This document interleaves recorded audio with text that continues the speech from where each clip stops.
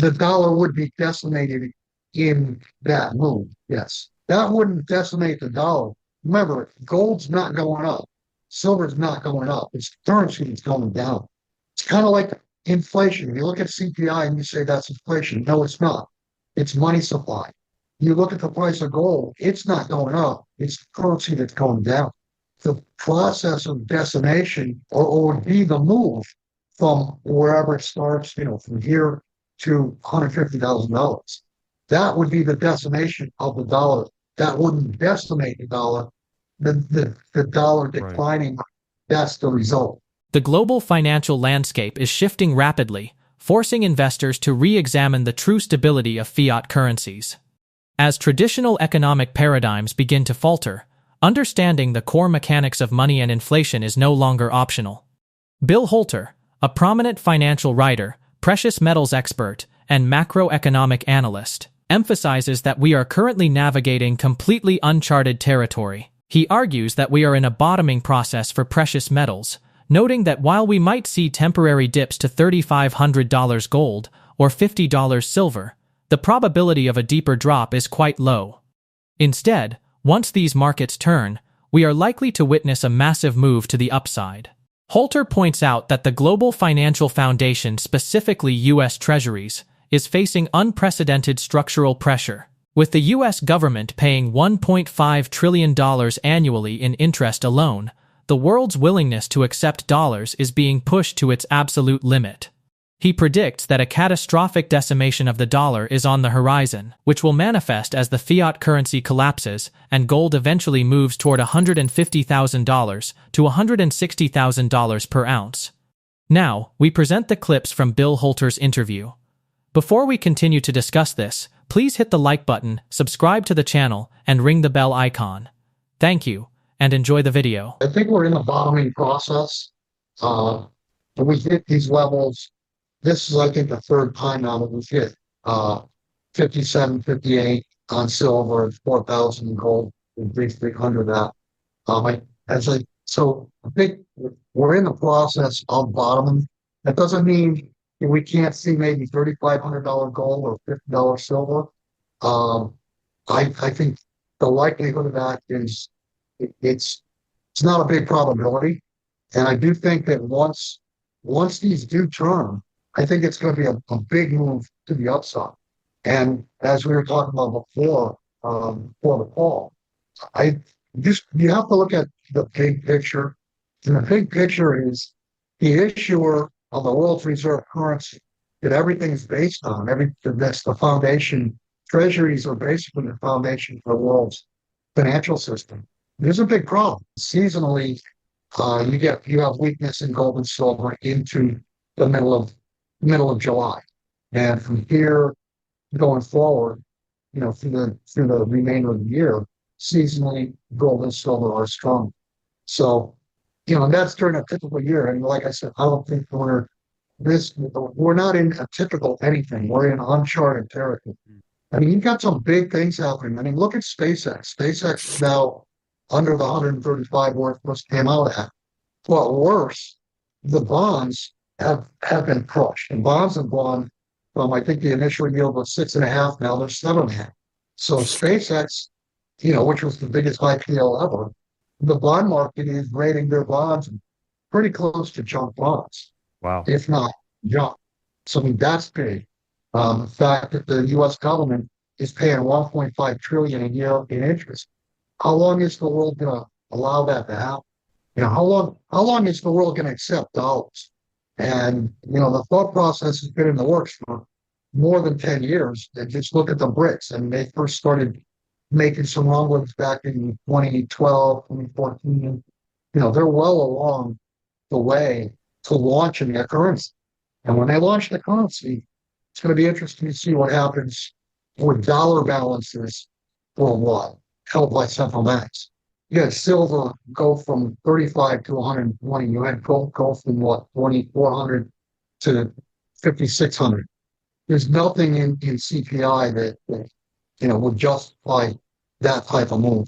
But remember, CPI is a made-up number.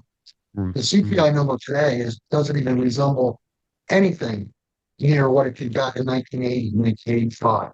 The way that they calculate CPI, the way they calculate unemployment, the way they calculate everything has been massaged and changed over the years to try to hide what's going on. And if you look at a dictionary, an older dictionary, not a current world dictionary, you'll get the definition of inflation as the increase in money supply. It's not CPI. CPI is only a measurement. Right. That's not inflation. Inflation or deflation is the increase or decrease in money supply. You will see stock markets move up. You won't see bond markets move up under that scenario because interest rates will go higher. But what you'll see is you'll probably see an initial panic. Just look at any hyperinflation throughout history. Look at the stock markets associated with the country that hyperinflated. The stock market crashes, and then all of a sudden it turns around and starts going higher. It goes straight up to the moon, but only half as fast as the currencies go down. So yeah, you don't lose all your purchasing power, but typically you lose about 50% of your purchasing power owning stocks in a currency devaluation. The only thing that's going to hold parity will be hard money, gold and silver. I'm not saying things are crashing, but if you look at valuations measured in gold, look at the S&P, the Dow, whatever you want to look at, measured in gold, they're nowhere near new highs. And what that tells you is that gold has done better than the S&P since the year 2000. The core issue within our current economic system lies in the fundamental definition of inflation, which has been systematically distorted over the decades. Today, mainstream reports present the Consumer Price Index as the primary measure of inflation, yet Consumer Price Index is merely a highly massaged, modified metric designed to obscure real economic pain. True inflation is not a rise in prices, but rather a direct expansion of the money supply. When currency devalues due to overprinting, the prices of hard assets do not actually go up. Rather, the purchasing power of the fiat paper goes down. Historically, stock markets in hyperinflationary environments experience an initial panic and crash before skyrocketing upward, yet they only climb half as fast as the underlying currency collapses, leaving equity holders with massive losses in real purchasing power. During a major currency devaluation, holding stocks typically results in a loss of about 50% of your purchasing power. The only assets that have historically held true parity and preserved wealth through such devaluations are hard money, specifically physical gold and silver. Now, let's get back to the interview. Gold and silver are now traded as risk assets. Risk on, risk off. Risk on, they go up. Risk off, they go down. That's like 180 degrees off for what gold and silver really are and why you should, or the reasons for owning gold and silver. You own gold and silver for the ultimate risk-off event. And that ultimate risk-off event is central banks blowing up left and right because the issuer of the world's reserve currency, the United States, is an insolvent entity. Just an example, and I posted this kind of with a chuckle. Basent says that all the gold is there. Well, first off, how do you know all the gold is there? Did they do an audit? Was there an audit done that we didn't know about?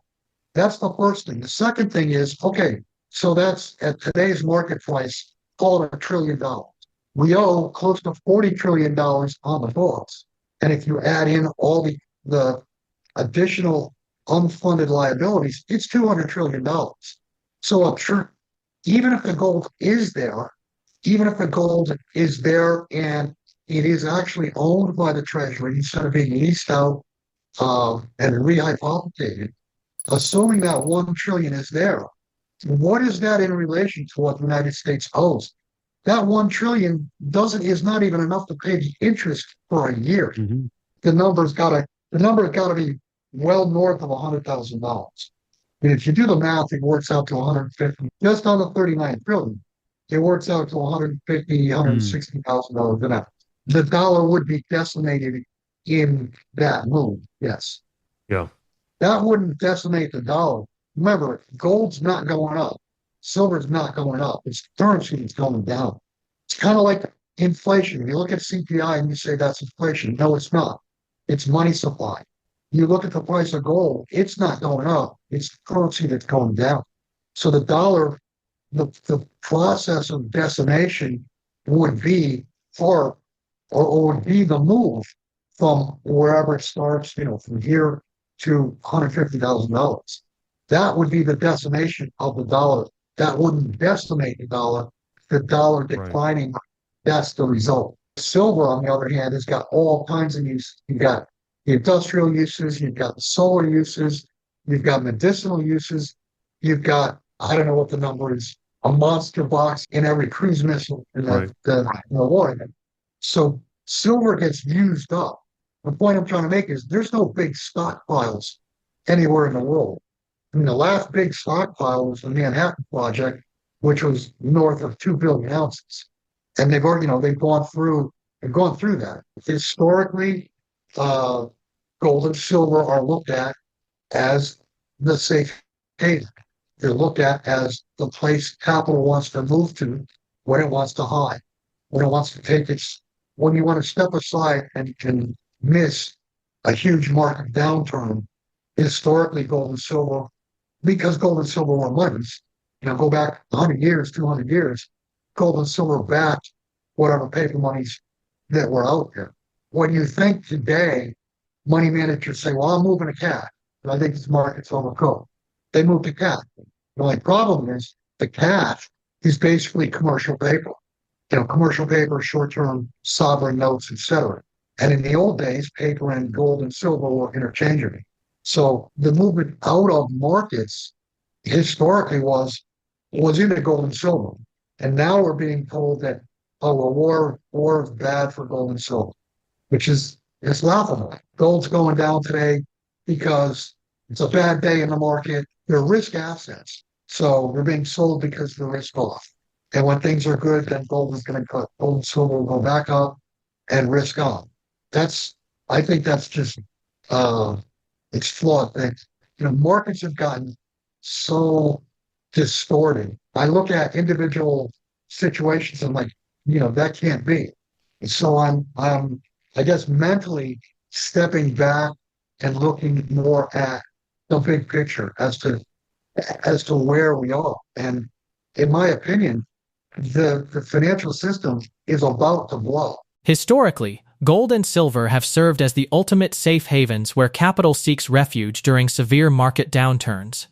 Today, however, these precious metals are highly distorted, being traded as speculative risk-on, risk-off assets, which is completely contrary to their true nature. Investors should hold hard money precisely for the ultimate risk-off event, a systemic collapse where central banks fail because the issuer of the world's reserve currency is fundamentally insolvent. With $40 trillion in national debt and over $200 trillion in unfunded liabilities, the U.S. gold reserve, even if fully present and worth $1 trillion, cannot even cover a single year of interest payments. This massive imbalance points toward an inevitable systemic reset, where gold must revalue north of $100,000 to match outstanding liabilities. Meanwhile, silver faces its own massive supply squeeze due to irreplaceable industrial, solar, and military demand, with no major stockpiles left globally. The entire global financial system is on the verge of a major break, making hard assets the only viable shield against the coming devaluations. Share your thoughts about this interview in the comment section below. If you found this video helpful, please hit the like button, subscribe to the channel, and ring the bell icon. Thanks for watching.